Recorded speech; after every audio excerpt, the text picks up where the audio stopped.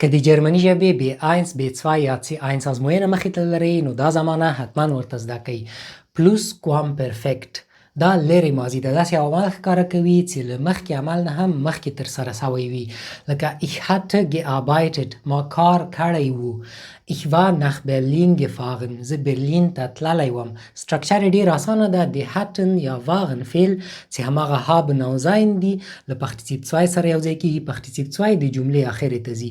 کوم فعلونه چې د حرکت یا د حالت تغییر ښکاره کوي له هغو سره waren راځي او له نورو فعلونو سره hatten راځي. گردانی په دې ډول ده: ich hatte, du hattest, er hatte, wir hatten, ihr hattet, sie hatten. ich war, du warst, er war, wir waren, ihr wart, sie waren. دا زمانه په ورځني خبرو اترو کې نه کارول کېږي، یوازې کېدای شي په ازموینې کې ورسره مخ شئ یا هم په لیکنو کې، خو داسې ساده جملې درته نه راوړي بلکې neben Satz سره جملې راځي.